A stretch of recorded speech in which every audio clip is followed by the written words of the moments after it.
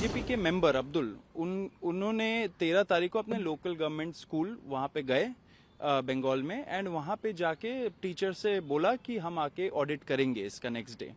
उसी रात को बीजेपी के जो गुंडे हैं वो आए अब्दुल के घर एंड उनको बहुत ब्रूटल तरीके से पीटा। उनके पापा जब अब्दुल को बचाने लगे तो उनके पापा को भी पीटा, एंड ऐसा पीटा कि उन्होंने जान ले ली। ये जो बीजेपी के गुंडे हैं वो मिलके ऐसा जो इंसिडेंट्स करते हैं, लोगों को डराते धमकाते हैं, ये सब क्यों हो रहा है? ये इसलिए हो रहा है कि ये लोग एंटी स्कूल है, ये लोग एंटी इंटेलेक्चुअल्स हैं। देखिए, हम लोगों ने एक कैंपेन लॉन्च किया, स्कूल ठीक करो। इसमें हम लोगों ने लोगों को बोला एंड पेरेंट्स को बोला कि अपने अपने पास वाले लोकल गवर्नमेंट स्कूल्स पे आप जाइए एंड वहाँ पे जाके एक सोशल ऑडिट करिए, देखिए कि वहाँ पे क्या क्या खराब है। अब जब ये हम लोगों ने कैंपेन लॉन्च किया 13 तारीख को, अब्दुल नाम के एक 26 साल के व्यक्ति है जो यहाँ पे भी हमारे साथ चलो संसद वाले प्रोटेस्ट में, जनता मंतर वाले प्रोटेस्ट में उन्होंने भाग लिया था। तो वो सीजेपी के मेंबर अब्दुल उन्होंने 13 तारीख को अपने लोकल गवर्नमेंट स्कूल वहाँ पे गए बंगाल में, एंड वहाँ पे जाके टीचर से बोला कि हम आके ऑडिट करेंगे इसका नेक्स्ट डे। उसी रात को बीजेपी के जो गुंडे हैं वो आए अब्दुल के घर एंड उनको बहुत ब्रूटल तरीके से पीटा।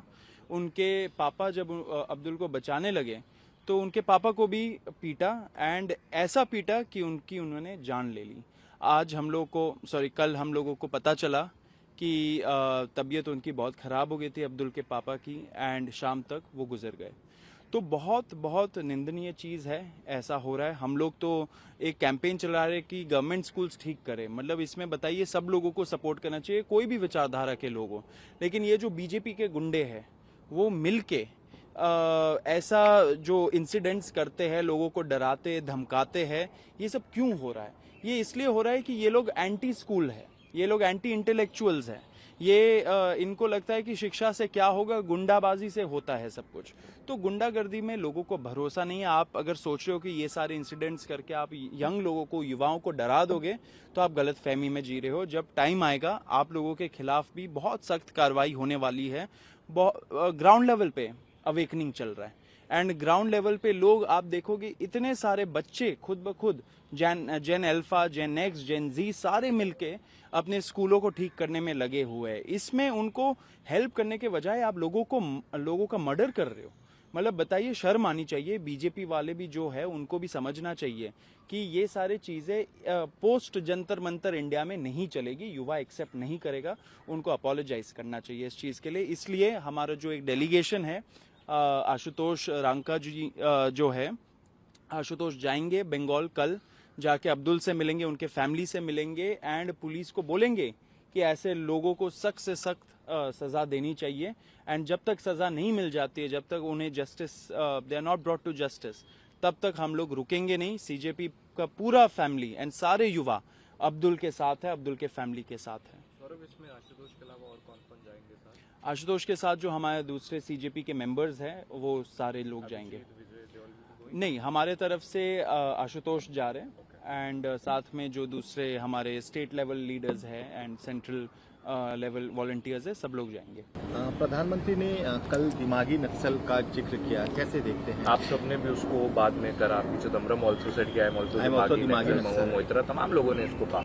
मैं तो आपको बोल रहा हूं कि बीजेपी के जो लोग हैं वो एंटी स्कूल है, एंटी एजुकेशन है, एंटी युवा भी है, एंड एंटी इंटेलेक्चुअलिज्म भी है। मतलब उनको बर्दाश्त नहीं होता कि कोई पढ़े लिखे, अपना ओपिनियन हो, उनका अपना क्या बोलते हैं दिमाग हो, इससे ऐसे कमेंट्स आते। बहुत बहुत दुर्भाग्यपूर्ण कमेंट है ये प्रधानमंत्री का। प्रधानमंत्री को ऐसे शब्द तो देश के युवा के लिए नहीं यूज करना चाहिए। दिमागी नक्सल, मतलब कि आप मान रहे हो कि ये दिमाग वाले लोग हैं। एंड मुझे लगता है ये जो आजकल आप ये कमेंट्स दे देते हो ना कि कॉकरोच है, पैरासाइट्स है, दहशतगर्द है, वायरस है, एंड अब आपने बोल दिया दिमागी नक्सल, ये सब चीजें नहीं चलते। ये पहले चलते होंगे, दूसरे जनरेशन से चलते होंगे, लेकिन जो जेनजी है, जो यंग जनरेशन, जो युवा है, इन सब चीजों में वो पढ़ता नहीं है। उसको पता है कि मुद्दे क्या है। मुद्दे आज हम लोग स्वास्थ्य, शिक्षा, एग्जाम रिफॉर्म्स, गवर्नमेंट जॉब्स, इन सब चीजों पे हम लोग डिस्कस करें। इन सब चीजों पे बात होनी चाहिए। बताइए, रेड फोर्ट से मतलब कि आपको तो सबसे ज्यादा एक तरह से स्टेट्समैनशिप में आके आपको वहां पे स्पीच देना चाहिए। आप वहां पे देश के युवाओं को आप दिमागी नक्सल बोल रहे हो, मतलब कि बहुत बहुत कंडेमेबल चीज है। मुझे नहीं लगता ये देश में ऐसे चीजें स्वीकार करेंगे। ये इसलिए भी हो रहा है, मुझे लग रहा है, क्योंकि सरकार को पता है कि देश का युवा उनसे नाराज है, खुश नहीं है, एंड बहुत जल्दी टाइम आने वाला है जब ऐसे लोग जो ऐसे कमेंट्स करते, उनका जवाबदेही तय होने वाला है। किरण रिजिजू ने आज इस पे स्पेसिफिकेशन में दिया है कि पीएम ने उन लोगों का जो आर्टिकल 370 हटाने के अगेंस्ट थे, जो सेपरेटिस्ट के साथ हैं, जो देश के विरोध करने वाले लोगों के साथ खड़े, उन लोगों के लिए इन शब्दों का प्रयोग किया गया। देखिए, वो प्रधानमंत्री है देश के, एक स्टैंडर्ड होना चाहिए बात करने का, और वो कोई पॉलिटिकल फंक्शन में तो गए नहीं है। वो इंडिपेंडेंस डे हमारे देश का, रेड फोर्ट से वो कुछ कमेंट दे रहे हैं, तो उसमें किसी को भी आप क्यों ऐसा एक पॉलिटिकल स्पीच देना चाहते हो? थोड़ा सा स्टैंडर्ड बढ़ना चाहिए हमारे जो लीडर्स है उनका। वहां पे देखिए, आप किसी को भी बुलाइए, आपने बोला दिमागी नक्सल, आप बोल रहे हो कि आप ऐसे ऐसे लोगों को बोल रहे हो, लेकिन इशारा आपका देश का युवा के तरफ है। देश का युवा इसे बर्दाश्त नहीं करेगा, वो हंस के इसे टाल देगा। एंड हंसी में ही लेते हैं आज के लोग। पूरा एक तरह से ये सरकार जोक के तरह चल रहा है। आपने देखा कितना जोक चला था प्रोटेस्ट के टाइम पे, अभी भी लोग मजाक ही बना रहे इस चीज का। थोड़ा सीरियसली लीजिए, गवर्नेंस थोड़ा सीरियसली लीजिए। आपने क्या किया? एग्जाम रिफॉर्म्स, आपने ये जो मेजर्स लिए हैं, आपने बोला था कि आप युवाओं के साथ कंसल्टेशन करेंगे, क्या आपने किया वो चीज?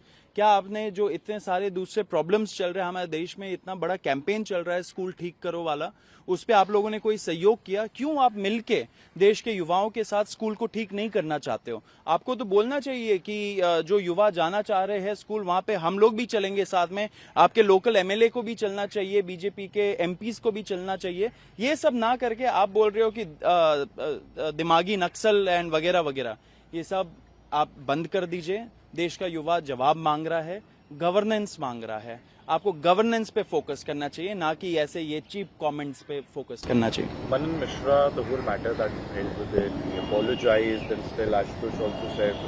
In fact, he tweeted today also asking you what to do about him. Should there be a resignation and stuff? इस तरह देखने क्या इसके माइंड? मैटर रिजोल्व हो गया, उन्होंने अपोलोजाइज कर दिया। देखिए, असली कॉकरोचेस सिस्टम के बाहर निकल के आ रहे हैं। मनन मिश्रा जी ने ऐसा कमेंट किया, बहुत निंदनीय चीज है। आप कैसे, एक तरह से ये तो आपका वो जो तानाशाही वाला रूप है वो दिख रहा है ना, डिक्टेटोरियल माइंडसेट है आपका, कि आप बोल रहे हो कि क्योंकि आपने chief justice of India Suryakant के खिलाफ प्रोटेस्ट कर दिया तो आपका पूरा बैच को हम लोग ब्लैकलिस्ट कर देंगे। बताइए, ये हो सकता है?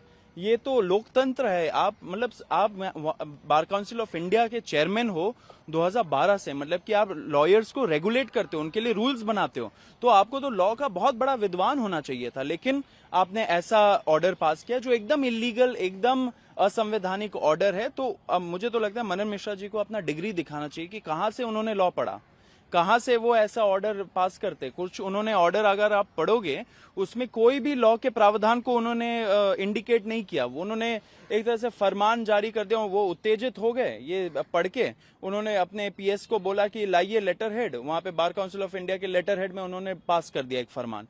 ये डिक्टेटोरियल माइंडसेट है। ये पोस्ट जंतर मंतर वाला जो देश है उसमें नहीं चलने वाला है। उन्होंने अपोलोजाइज किया है। नालसार के बच्चे, एनएसयूआई के जो बैंगलोर के बच्चे हैं लॉ स्कूल वाले, एंड काफी सारे जो एल्यूमनाई एसोसिएशंस है ऐसे लॉ स्कूल्स के, उन्होंने इसको कंडेम किया था एंड बोला था कि इनको अपोलोजाइज करना चाहिए। उन्होंने अपोलोजाइज किया, सॉरी मांगा, अच्छी बात है।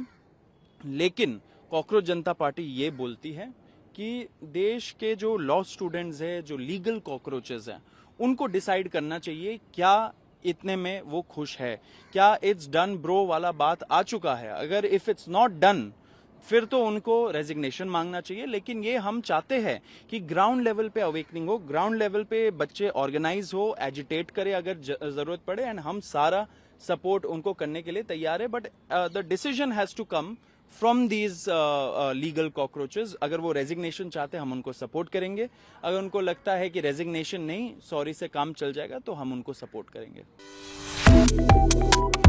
Subscribe to One India and never miss an update. Download the One India app now.